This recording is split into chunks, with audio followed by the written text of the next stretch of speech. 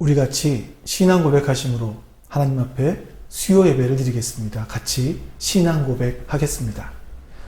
전능하사 천지를 만드신 하나님 아버지를 내가 믿사오며 그 외아들 우리 주 예수 그리스도를 믿사오니 이는 성령으로 잉태하사 동정녀 마리아에게 낳으시고 본디오 빌라도에게 고난을 받으사 십자가에 못 박혀 죽으시고 장사한 지 사흘 만에 죽은 자 가운데서 다시 살아나시며 하늘에 오르사 전능하신 하나님 우편에 앉아 계시다가 저리로서 산자와 죽은 자를 심판하러 오시리라. 성령을 믿사오며 거룩한 공회와 성도가 서로 교통하는 것과 죄를 사하여 주시는 것과 몸이 다시 사는 것과 영원히 사는 것을 믿사옵나이다. 아멘.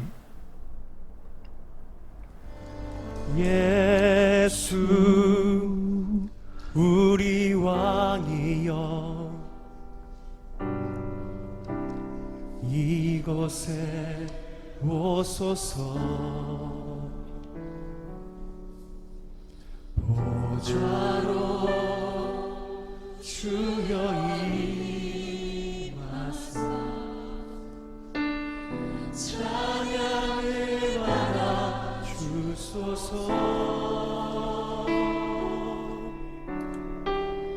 주님을 찬양하오니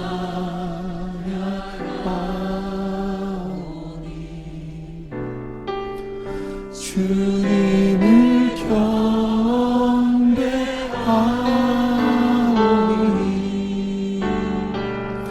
왕이신 예수여 오셔서 좌정하사 이 예수 그리스도를 우리의 삶에 초청하도록 하겠습니다. 주님을 찬양하오니 주님을 찬양하오니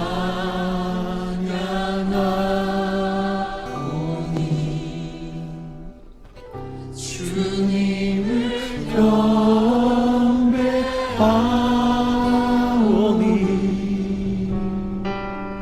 왕이신 예수여 오셔서 좌정하사 다스리소서.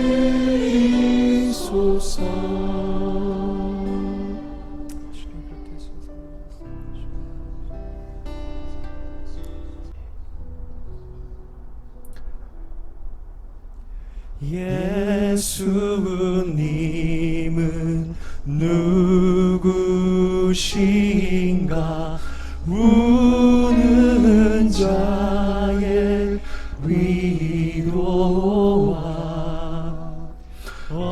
없는 자의 풍성이며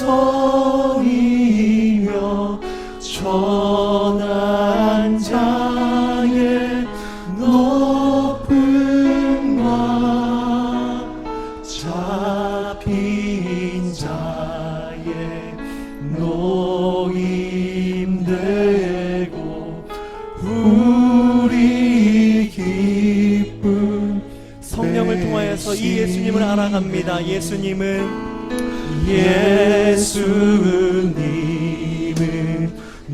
약한 자의 강함과 약한 자의 강함과 눈먼 자의 빛이 병든 자의 병든 자의 고침과 죽은 자의 부활 그리고 산 우리들의 소망이 되십니다. 생명이 되십니다. 생명 우리 3절 고백하겠습니다. 예수님은 누구신가? 예수님은 누구신가? 추한 자의 정함과 죽을 자의 그들에게도 생명이 되신 주님, 죄인들의 축복자가 되십니다. 그 누구도 포기하지 않는 그 이름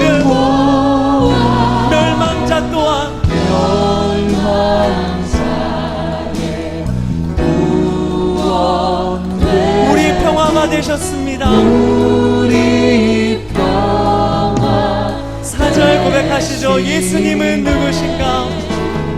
예수님은 온 교회의 머리가 되십니다. 온 교회의 머리 온 세상에 구주시며 온 세상의 구주신 모든 왕의 왕이요 모든 왕의 왕이여 심판하신 주님 되고 우리 영광 되시네. 저는 이 3절의 의미에 좀 예수 그리스도의 은혜와 역할을 좀 기억하면서 우리 한 번 더 고백했으면 좋겠습니다. 3절 예수님은 누구신가? 예수님은 누구신가? 충만한 자의 정함과 죽을 자의 죽을 자 주님 이 땅에 어느 누구도 구별하지 않으시고 소외하지 않으시는 분이십니다. 죄인들을 충보하시는 분이십니다.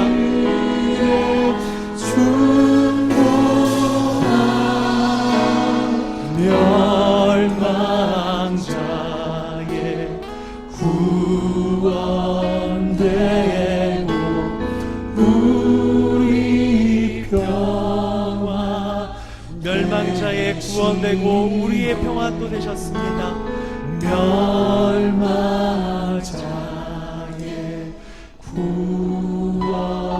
구원되고 우리 평화 되시네. 주 없이 살 수 없네. 죄인의 구주여 그 귀한 보배 피로 날 구속하소서. 구주의 사랑으로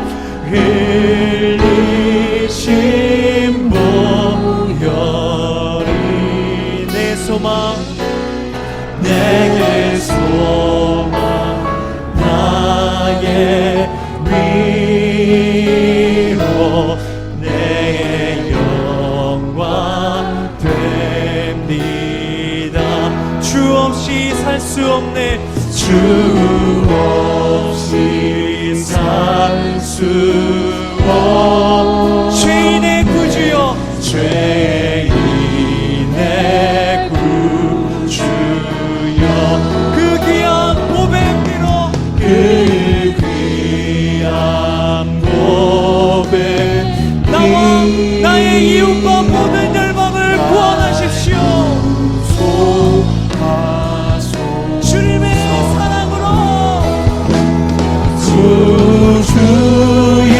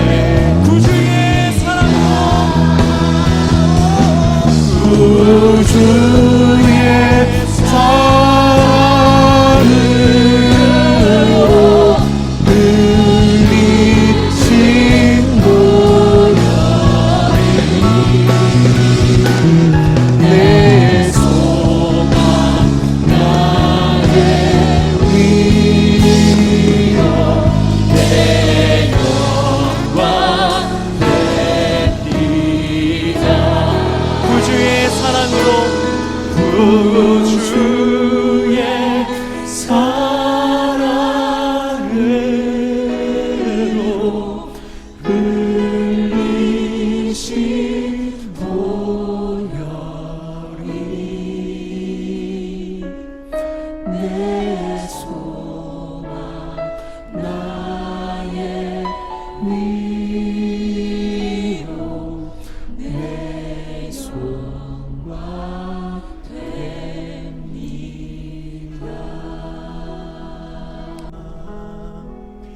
너 예수께 조용히 나가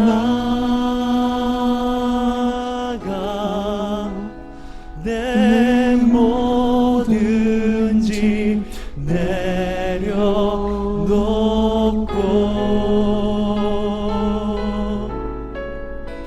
주 십자가 사랑을 믿어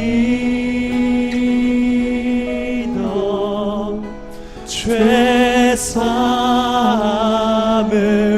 너 받으라.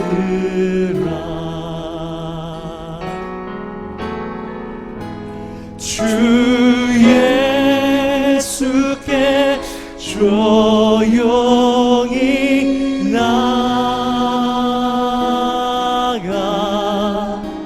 내 마음을 쏟아놓으라.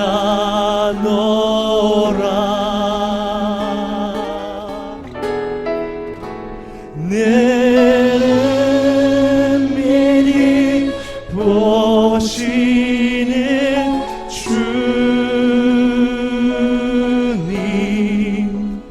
그 은혜를 베푸시리. 너 예수께 조용히 나가 너 예수께 조용히 나가 내 모든 짐 내려놓고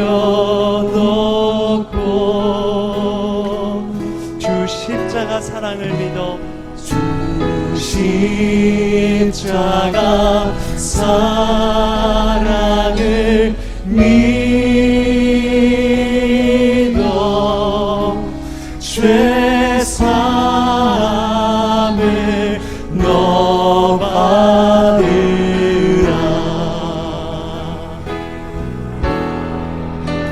주 예수께 조용히 나가 내 마음을 쏟아놓으라.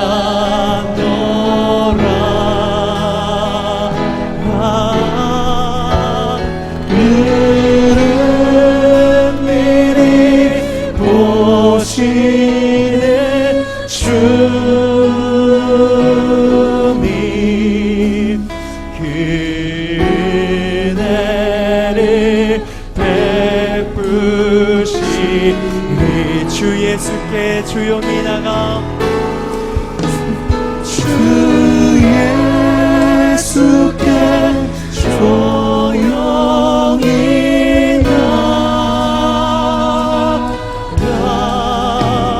내 마음을 쏟아놓으라.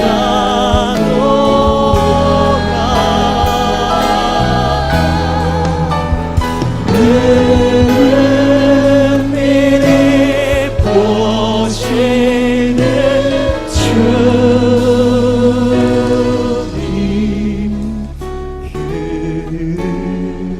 은혜를 베푸시니. 자, 우리 이 시간에 마음을 모아서 하나님 앞에 같이 한번 기도하겠습니다.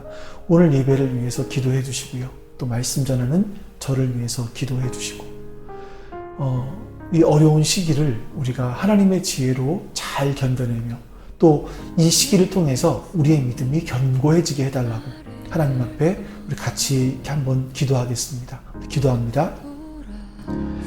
참 좋으신 하나님 감사합니다. 오늘도 이렇게 주 앞에 예배할 때 하나님께서 하나님의 영으로 함께 해주시고 하나님 예배드리는 한 사람 한 사람께 주님 붙들어 주시옵소서. 주님께서 붙드시고 은혜를 베풀어 주시옵소서. 하나님의 선하신 뜻이 어디 있는가, 하나님의 인자와 자비하심이 어디 있는가, 우리들이 알아갈 수 있도록 도와주시기를 원하고 기도하옵나이다. 하나님 이렇게 떨어져 있는 이 시기 가운데서 하나님의 선하신 뜻을 발견해 갈 수 있도록 도와주시옵소서. 그 선하신 분을 알아갈 수 있도록 주님 도와주시기를 원하고 기도합니다. 우리 명하신 계획이 무엇인지 알아갈 수 있도록 도와주시기를 주님 원하고 기도합니다.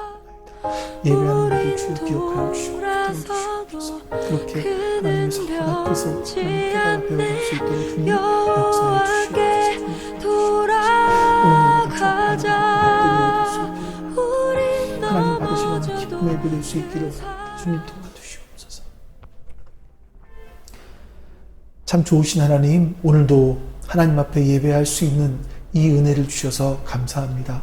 하나님 예배할 때에 하나님의 성령께서 함께하여 주심으로 말미암아 우리가 그 하나님의 영과 또 말씀인 진리로 예배할 수 있도록 인도해 주시옵소서. 말씀을 전하는 자와 또 듣는 자가 모두 같이 성령 하나님의 인도하심을 따라 영과 진리로 예배하게 해 주시옵소서. 그리고 하나님 이 어려운 시기를 믿음으로 잘 버텨내게 해 주시고 또 이 기간을 지나며 우리의 믿음이 강건하여질 수 있도록 주님 인도해 주시옵소서. 주님께서 오늘의 예배를 기쁘게 받아주시기를 소망하며 우리 주 예수 그리스도의 이름으로 기도하옵나이다. 아멘. 자, 오늘 같이 읽을 말씀은 로마서 9장 14절에서 9장 4절에서 13절까지 말씀입니다. 이 말씀은 여러분들과 제가 교독하면서 읽어보겠습니다. 제가 먼저 읽습니다. 그들은 이스라엘 사람이라. 그들에게는 양자됨과 영광과 언약들과 율법을 세우신 것과 예배와 약속들이 있고 주상들도 그들의 것이요 육신으로 하면 그리스도가 그들에게서 나셨으니 그는 만물 위에 계셔서 세세의 찬양을 받으실 하나님이십니다. 아멘. 그러나 하나님의 말씀이 폐하여진 것 같지 않도다. 이스라엘에게서 난 그들이 다 이스라엘이 아니요 또한 아브라함의 씨가 다 그의 자녀가 아니라 오직 이삭으로부터 난 자라야 내 씨라 불리리라 하셨으니 곧 육신의 자녀가 하나님의 자녀가 아니요 오직 약속의 자녀가 씨로 여기심을 받느니라. 약속의 말씀은 이것이니 명년 이때에 내가 이르리니 사라에게 아들이 있으리라 하심이라. 그뿐 아니라 또한 리브가가 그의 조상 이삭 한 사람으로 말미암아 임신하였는데 그 자식들이 아직 나지도 아니하고 무슨 선이나 악을 행하지 아니한 때에 택하심을 따라 되는 하나님의 뜻이 행위로 말미암지 않고 오직 부르시는 이로 말미암아 서게 하려 하사 리브가에게 이르시되 큰 자가 어린 자를 섬기리라 하셨나니 기록된 바 내가 야곱은 사랑하고 에서는 미워하였다 하심과 같으니라. 아멘. 오늘 또 로마서 9장으로 넘어갑니다. 로마서 9장을 시작하면서 바울이 4절과 5절에서 자신의 동족인 유대 민족을 사랑할 수밖에 없는 그 이유에 대해서 이렇게 이야기하고 있습니다. 우리 4절과 5절 말씀을 한 번만 더 읽어보시죠. 그들은 이스라엘 사람이라. 그들에게는 양자됨과 영광과 언약들과 율법을 세우신 것과 예배와 약속들이 있고 주상들도 그들의 것이요 육신으로 하면 그리스도가 그들에게서 나셨으니 그는 만물 위에 계셔서 세세의 찬양을 받으실 하나님이시니라. 아멘. 자, 이 말씀 보시면 바울은요 자신이 이스라엘을 사랑할 수밖에 없는 이유를 생각하고 행동하는 것이 아니라 생각하고 행동하기 전에 그 자신의 생각이 옳은 것인지를 점검합니다. 근데 그 점검의 기준이 무엇인가 하면 바로 말씀이었다는 거죠. 이 자세가 우리들이 정말 본받아야 될 바울의 자세입니다.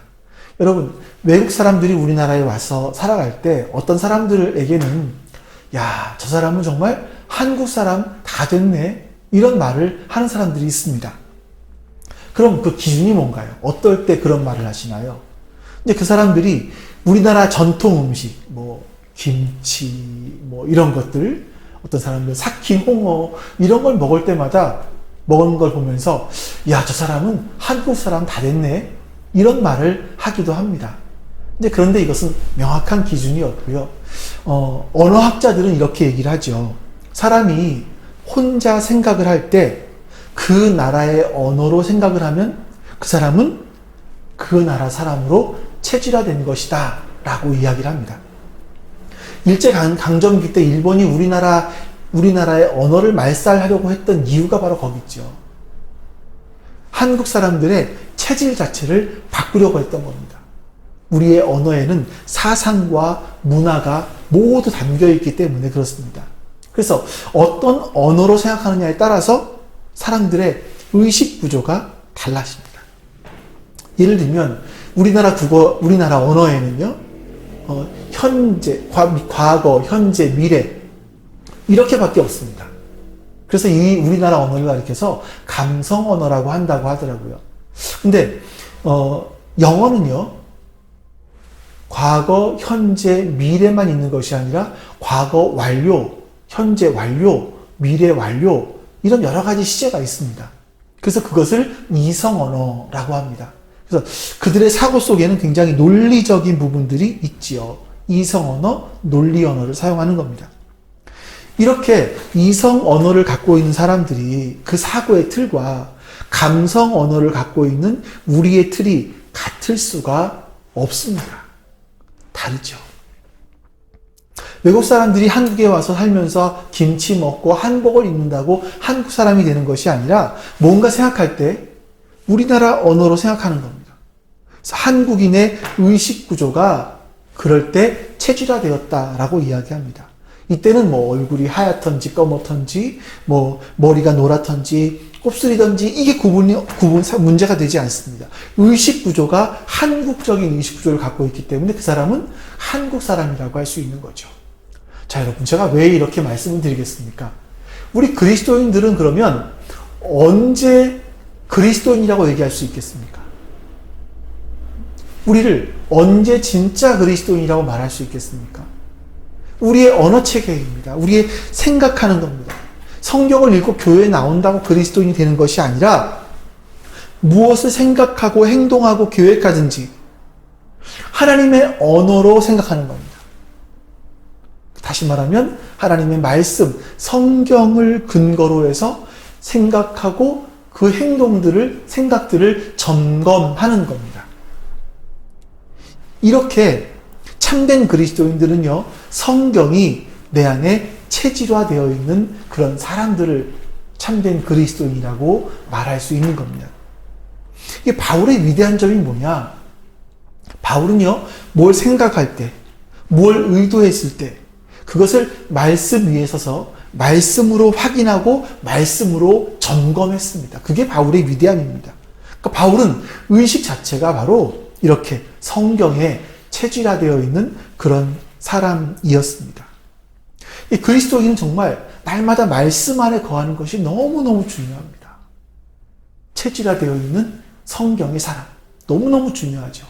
자, 그런데 여러분, 한 가지 주의해야 될 게 있습니다. 우리가 많이 실수하는 부분들이 여기에 있습니다.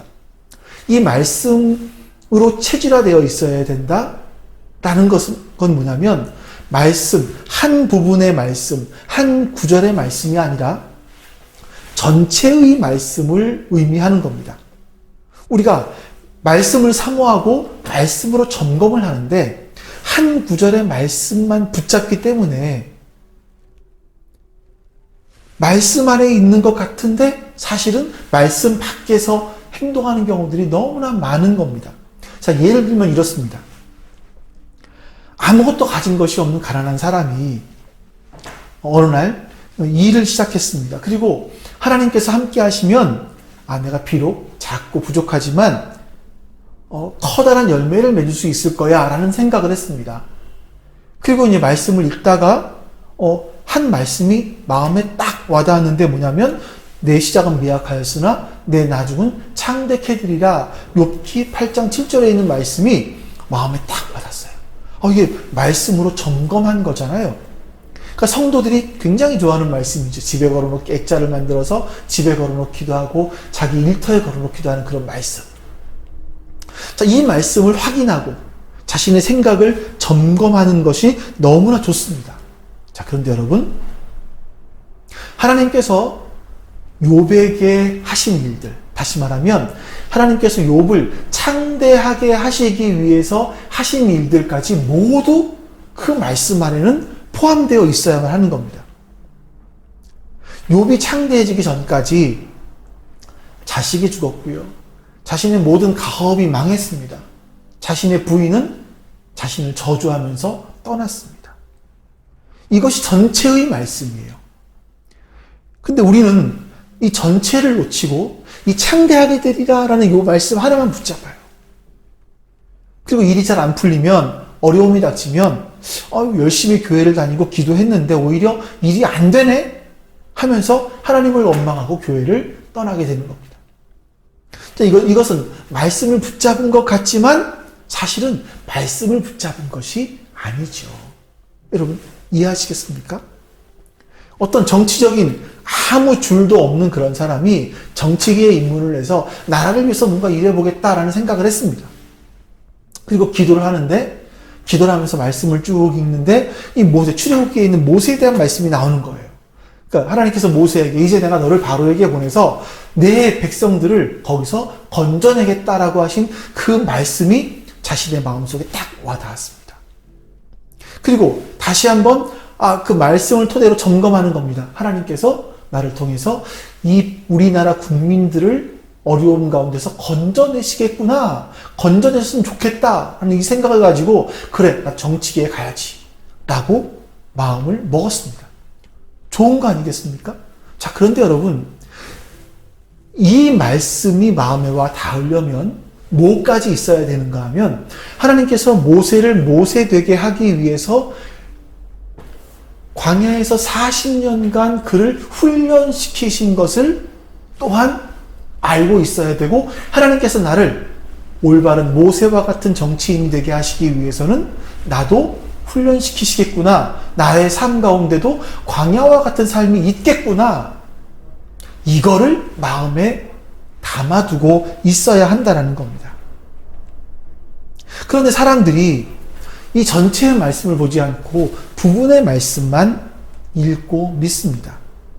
그래서 하나님께서 나를 만들어 가시는 과정, 이 기간, 이걸 견디지 못한 채 자기의 방법, 자기의 술수로 일을 하려고 하다가 그만 결국 믿지 않는 사람들과 똑같은 일을 하게 되는 거죠. 자, 여러분, 그러면 바울은, 우리가 이제 이렇게 바울처럼 생각을 해야 되는데, 그러면 바울은 어떻게 자기의 생각을 하나님 말씀으로 점검을 했나 한번 찾아보겠습니다. 아브라함에게는 두 명의 아들이 있었습니다. 이스마엘과 이삭이죠. 근데 하나님께서 이스마엘이 아니라 이삭을 택하여 주셨습니다. 그리고 아브라함에게 이삭이 너의 씨다라고 말씀을 하십니다. 자, 지금 바울을 핍박하는 이스라엘은 누구의 씨입니까? 이삭의 씨죠. 하나님이 택하신 이삭의 후손입니다. 하나님께서 이삭을 사랑하셔서 그를 특별하게 택하셨다면 이삭에게서 태어난 이스라엘 사람들도 하나님이 택하신 사람들이고 그들 역시 하나님이 사랑하시는 사람들이라는 겁니다. 그러면 하나님을 사랑하는 바울은 하나님이 사랑하는 이스라엘을 사랑하는 것은 너무나 당연한 일이죠. 저들을 사랑할 수밖에 없다라고 생각을 한 겁니다. 우리 6, 7절 말씀을 같이 한번 읽어보겠습니다. 그러나 하나님의 말씀이 폐하여진 것 같지 않도다. 이스라엘에게서 난 그들이 다 이스라엘이 아니요, 또한 아브라함의 씨가 다 그의 자녀가 아니라 오직 이삭으로부터 난 자라야 내 씨라 불리리라 하셨으니. 아멘. 이스마엘은 아브라함에게는 장남이었습니다. 하나님께서 아브라함에게 자식을 주겠다고 약속하셨는데 시간이 지나도 하나님이 자식을 주시지 않자 아브라함은 인간적인 방법을 써서 사라의 여종이었던 하가를 통해서 아들을 낳습니다. 그리고 이스마엘이라고 이름을 지어주죠. 그리고 이스마엘을 내 상속자로 삼으려고 했습니다. 만약에 하나님께서 그 아브라함 생각대로 이스마엘을 상속자로 삼게 해주셨다면 여러분 지금 바울의 눈앞에 있는 이스라엘은 그 이스라엘이 아니었을 겁니다. 하나님의 약속이 있는 이스라엘, 하나님의 사랑받는 이스라엘이 아니었겠지요. 그런데 하나님께서 이스마엘이 아니라 이삭을 택하셨습니다. 여기는 분명히 하나님의 섭리와 경륜이 있습니다. 바울은 이삭의 후손인 이스라엘을 사랑하는 것이 하나님이 택하시고 그들을 가운데 섭리하시고 그들 가운데 일하셨던 그 이스라엘을 사랑하는 것이 마땅한 일이라고 생각을 한 겁니다. 8절 말씀 같이 보겠습니다. 곧 육신의 자녀가 하나님의 자녀가 아니요 오직 약속의 자녀가 씨로 여기심을 받느니라. 이삭이 아브라함의 상속자가 된 것은 이삭이 이스마엘보다 잘나서가 아니라 이삭에게는 하나님의 약속이 있었기 때문이다 라고 말씀합니다. 그래서 하나님께서 약속이 있는 이삭을 하나님의 자녀로 삼아주신 것이다. 상속자로 삼아주신 것이다 라고 말씀하죠. 하나님의 약속을 받아서 아브라함의 씨로 여김받은 이삭의 후손이 바로 바울 앞에 있는 이스라엘 백성들인 겁니다. 9절 말씀도 보겠습니다. 약속의 말씀은 이것이니 명년 이때에 내가 이르리니 사라에게 아들이 있으리라 하심이라. 창세기 18장에 나오는 내용인데요. 하나님께서 아브라함에게 자식을 주시겠다라고 말씀하시고 24년이 지났습니다. 사라는 이미 육체적으로는 아이를 낳을 수 없는 그만큼 늙은 몸이 되었고요. 그런데 하나님께서 내년에 너에게서 아이가 태어날 것이다 라고 말씀하십니다. 이건 전적으로 하나님께서 하시는 일이죠. 하나님께서는 인간의 능력으로는 임신할 수 없는, 임신이 불가능한 상태에 있는 사라에게 아이를 낳도록 하시겠다라는 겁니다. 하나님께서 사라에게 어떤 능력을 베풀어 주지 않으시면 이삭이 태어나는 건 불가능합니다.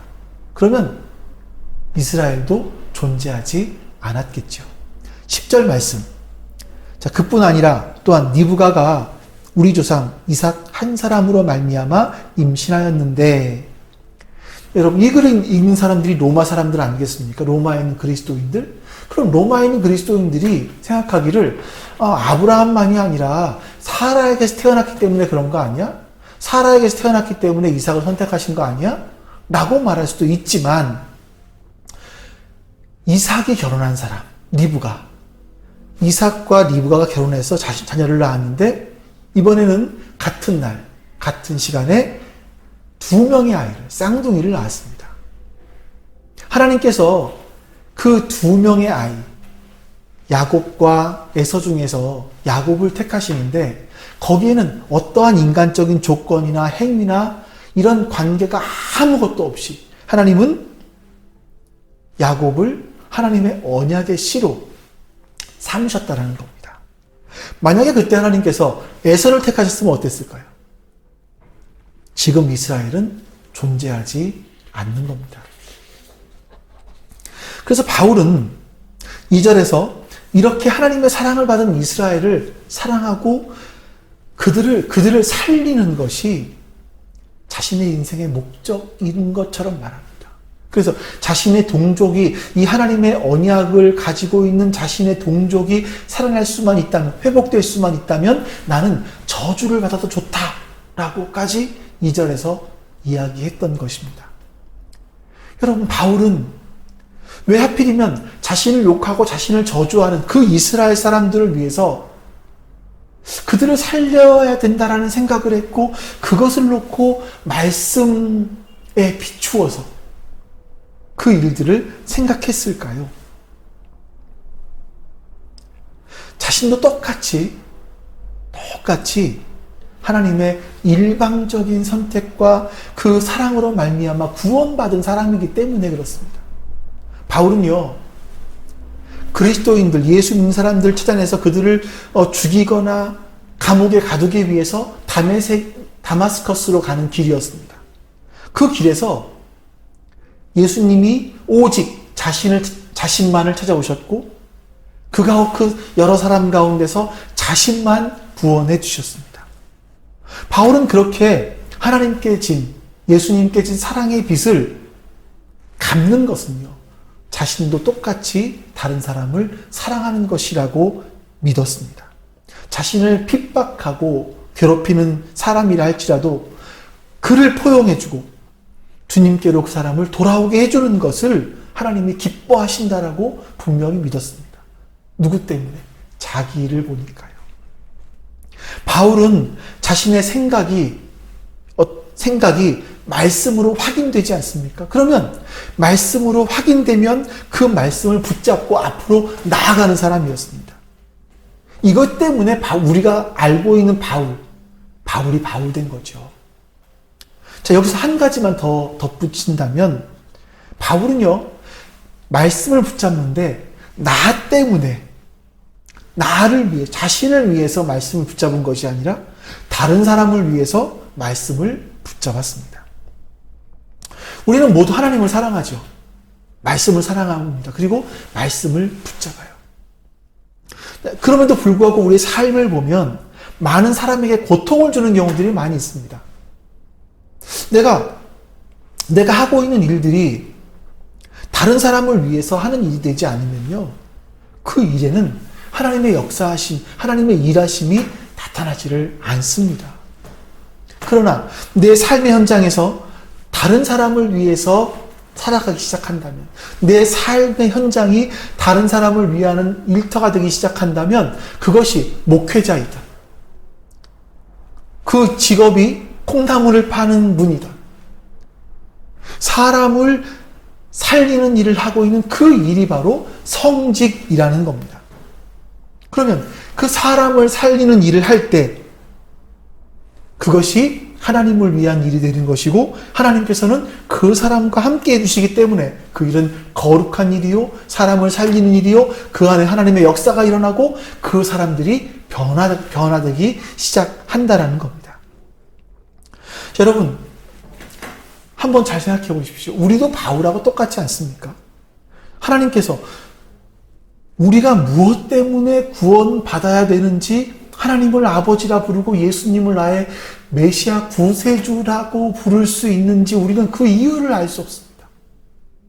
내가 뭔가 잘난 것이 있는가? 아무것도 없습니다. 아무 이유 없이 믿는 부모님에게서 태어나기도 했고 믿는 친구가 있었을 뿐이고, 근데 우리는 예수님을 믿는 자가 되었습니다. 그로 말미암아 그리스도 안에서 우리를 의롭다 하여 주시고 영화롭게 하여 주심으로 말미암아 하나님의 자녀로 삼아 주셨습니다.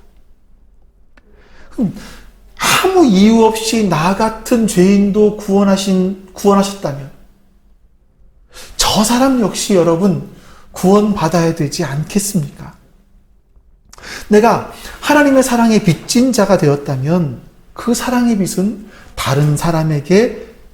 다른 사람을 사랑한 것으로 갚는 것이 마땅한 일입니다. 사랑의 빚을 갚아야 할 사람이 누구인가?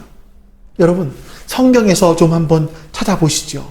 에스겔서 33장 11절 말씀, 세 구절 볼 건데요.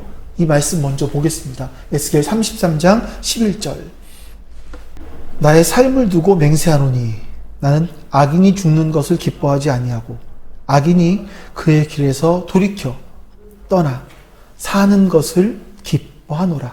하나님은 악인이 죽는 것보다 그가 돌이켜서 사는 것을 기뻐하신다라고 말씀하십니다. 또 마태복음 9장, 너희는 가서 내가 궁의를 원하고 제사를 원치 아니하노라 하신 뜻이 무엇인지 배우라. 나는 의인을 부르러 온 것이 아니요 죄인을 부르러 왔노라 하시니라.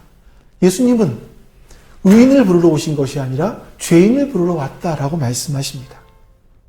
누가복음 15장, 내가 너희에게 이르노니 이와 같이 죄인 한 사람이 회개하면 하늘에서는 회개할 것 없는 의인 99으로 말미암아 기뻐하는 것보다 더하리라. 죄인 한 명이 구원받는 것, 그것이 회개하는 것이 회개할 것 없는 의인 99명으로 말미암아 기뻐하는 것보다 더 기뻐한다라고 말씀을 하십니다. 자, 이 말씀에서 보신 것처럼 하나님이 사랑하는 사람, 예수님이 사랑하는 사람은 악인이고 죄인이었습니다. 이 악인과 죄인을 하나님께 인도하는 것이 바로 하나님을 사랑하는 것이고 하나님께서 기뻐하시는 것이라고 말씀하고 있는 겁니다. 이것이 성경 전체에 흐르고 있는 하나님의 사랑의 내용들입니다. 우리가 이 말씀을 붙잡는다면 우리가 살아갈 때 무엇을 추구하며 살아가야 될지가 조금 더 분명해집니다. 한 20년 전의 일인데 약 20세 정도의 당시 20세 정도의 청년 하나가 사회에 대해서 굉장히 불만이 많았습니다. 그래서 어느 날 그 분노를 어떻게 하지를 못하고 차를 타고 여의도에서 사람들이 많은 곳으로 돌진을 했습니다. 그래서 많은 사람들이 다치고 죽었습니다. 그때 죽은 아이 하나의 이름이 윤신재라는 아이인데 이 아이의 할머니와 아버지는 굉장히 믿음이 좋은 분이었대요. 그래서 아이의 이름을 지을 때 신재, 믿을 신에 있을 제자. 너에게는 믿음이 있어야 된다. 아니 또는요. 너는 믿음과 함께 살아라. 믿음 안에 거해라. 라는 의미로 그 이름을 지은 거죠. 근데 여러분 그렇게 이름을 지을 때 아이에게 바람도 있지만 사실 부모에게도 그게 신앙의 고백이 아니겠습니까? 내가 너를 낳고 네가 하나님과 함께 말씀과 함께 믿음으로 있기를 원하는 것처럼 나도 그렇게 되기를 원한다라는 그런 뜻이 아니었겠습니까? 이 아이를 죽인 범인은 중형을 받아야 됩니다. 그런데 이 할머니와 아버지가 범인의 면회를 갑니다. 그리고 자신 할머니가 만들어준 속옷을 이 범인에게 선물로 주지요. 그리고 이 사건을 담당하고 있는 검사에게 탄원서를 씁니다. 사형만은 면하게 해달라고. 직접 찾아가서 사정을 하기도 했습니다. 이 검사가 얘기합니다. 아니 어떻게 이런 사람을 살려달라고 말할 수 있습니까? 라는 거예요. 할머니가 말씀하시기를 내 아이는 이미 죽었습니다.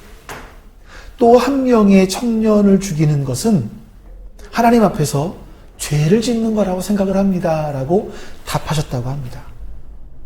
할머니는 하나님께서 이 청년을 살리기를 기뻐하신다라는 거예요.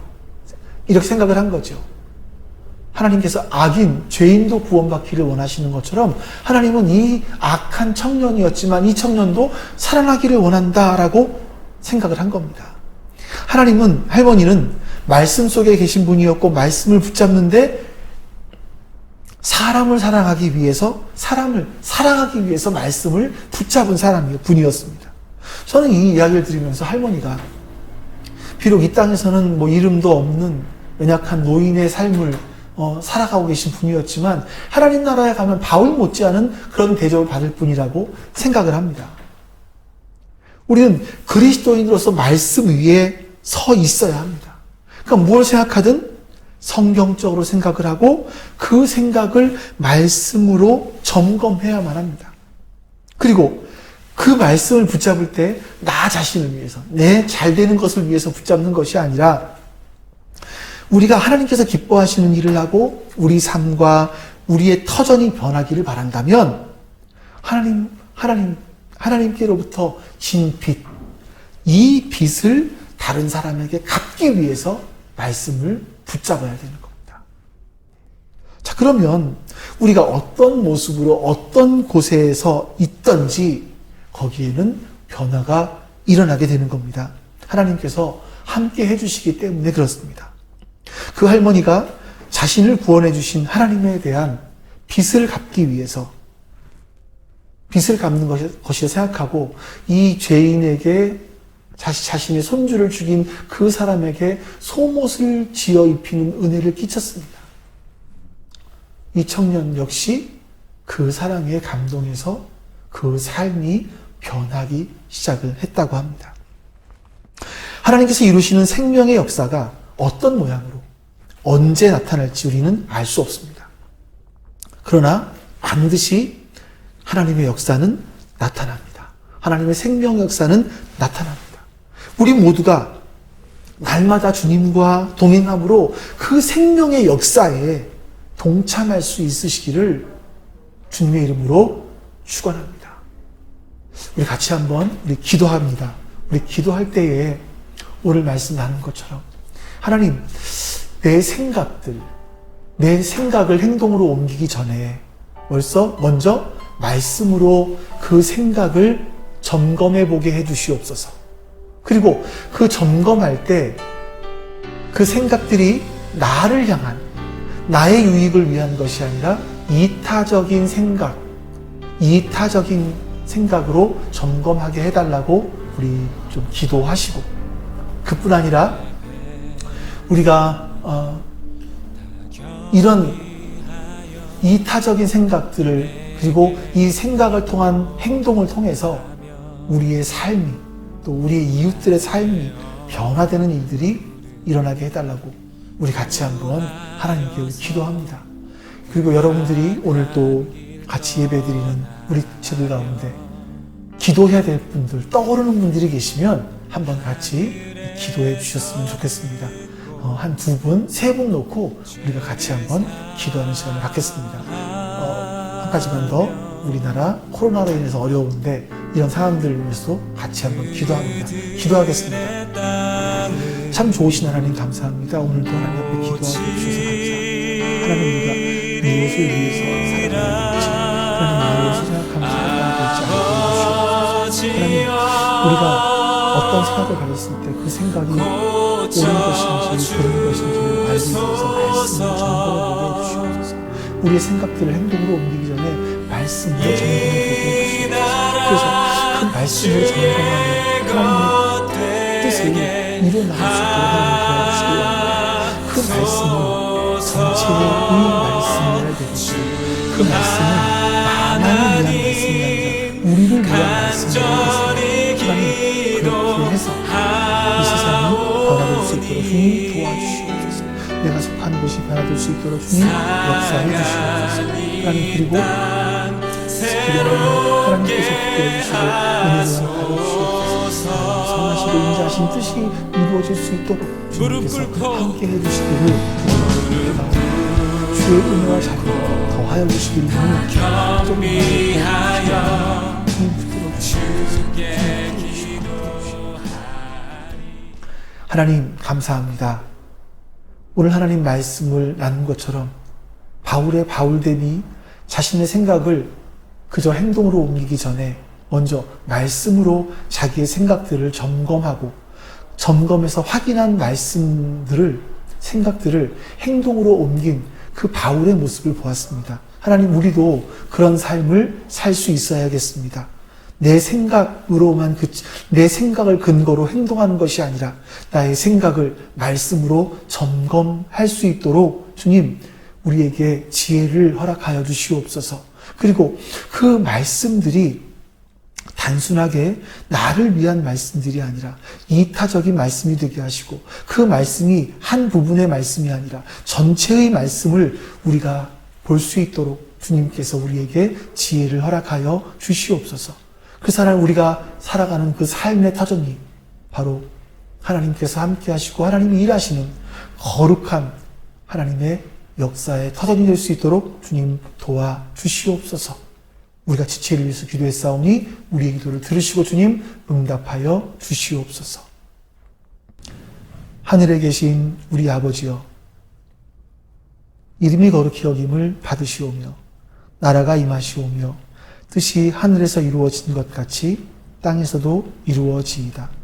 오늘 우리에게 일용할 양식을 주시옵고 우리가 우리에게 죄 지은 자를 사하여 준 것 같이 우리 죄를 사하여 주시옵고 우리를 시험에 들게 하지 마시옵고 다만 악에서 구하시옵소서. 나라와 권세와 영광이 아버지께 영원히 있사옵나이다. 아멘.